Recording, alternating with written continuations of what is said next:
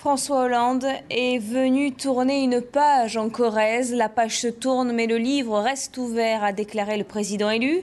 Il va donc quitter ses fonctions de président du Conseil général, mais aussi de député. Il a de nouveau salué cette région qui lui a beaucoup donné, comme il a voulu le rappeler aujourd'hui, 5 jours après son élection. Camille Collin et Julie Patin. François Hollande l'avait promis aux tullistes. Le voilà déjà de retour sur sa terre d'élection. Dépôt de gerbe par M. François Hollande, président de la République élu. Un président venu honorer la tradition et s'incliner, comme il l'a fait chaque année en tant que maire, député puis président du Conseil général, devant le monument aux 99 pendus par les nazis. Un instant solennel. C'est le président du Conseil général qui transmettait au président de la République cette mémoire. Qui cette fois revête des allures d'au revoir. Et direction le Conseil général où l'attendent près de 500 élus locaux et fonctionnaires. Le président élu venu dire au revoir et non adieu. Je vais être moins présent, je ne serai plus là le vendredi, le samedi. Je viendrai plus discrètement. C'est pas facile de venir discrètement.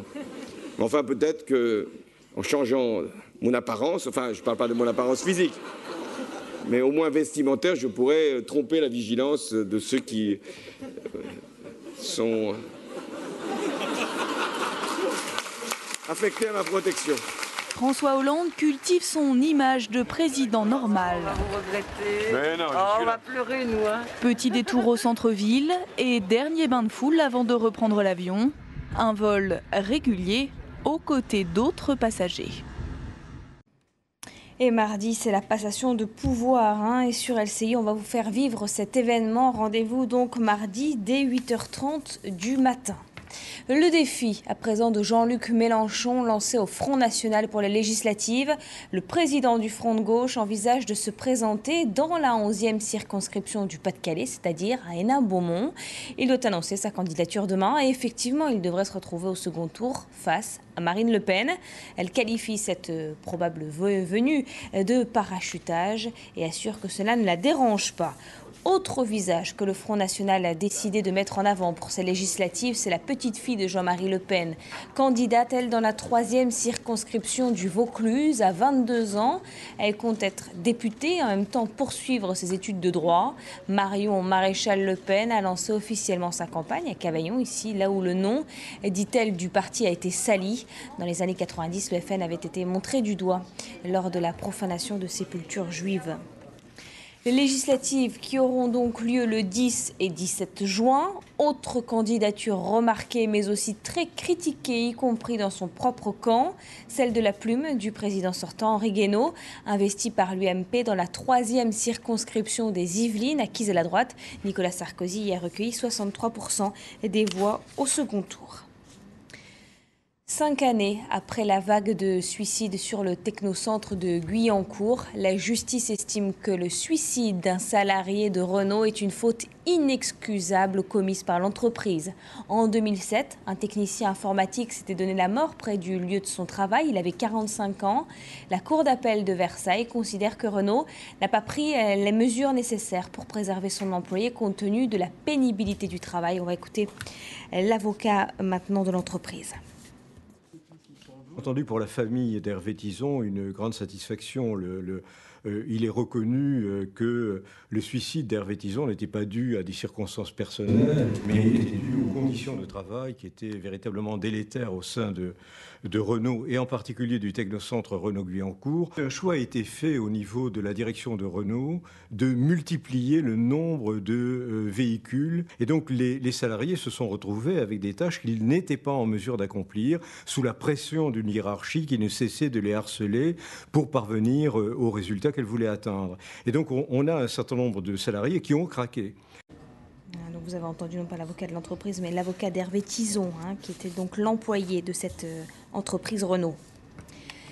L'avocat des 2 pompiers qui ont porté plainte pour viol et violence appelle d'autres victimes à briser la loi du silence. 12 pompiers sont actuellement devant la justice. Le parquet demande même l'incarcération de 3 d'entre eux. Ils auraient, dans un bus qui les ramenait à la caserne, organisé une séance de bizutage des plus violentes. Xavier de Giacomoni. Au total, ce sont 12 pompiers de la brigade des sapeurs-pompiers de Paris qui sont présentés à un juge d'instruction pour être mis en examen. Le parquet demande le placement en détention de 3 d'entre eux. Un jeune engagé a porté plainte pour viol contre eux. Il aurait subi un bizutage qui aurait mal tourné dans un bus qui les ramenait d'une compétition de gymnastique. Une autre victime a porté plainte pour des coups reçus dans le même bus. Elles sont encore en état de choc. Elles sont aujourd'hui retournées dans leur famille pour se reposer loin de Paris. Elles vont faire l'objet d'un suivi psychologique. L'affaire, qui secoue ce prestigieux corps de militaires, est prise très au sérieux par la hiérarchie. Le syndicat des pompiers demande à ce qu'aucun amalgame ne soit fait. On ne peut pas discréditer l'ensemble de la profession, que ce soit les militaires, que ce soit les fonctionnaires territoriaux ou les pompiers volontaires. On ne peut pas discréditer une profession parce qu'il y a quelques abrutis qui ont commis des actes complètement en dehors des valeurs que l'on peut porter quand on est sapeur-pompier. Le viol en réunion est puni d'une peine pouvant aller jusqu'à 20 ans de réclusion criminelle.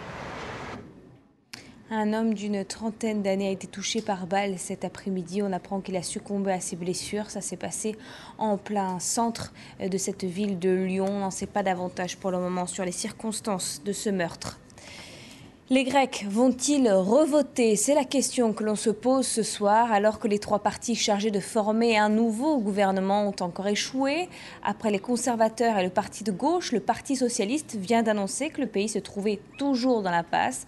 Ils ne parviennent pas à s'entendre sur les réformes budgétaires qui doivent permettre à ce pays, à la Grèce, de rester notamment dans cette zone euro.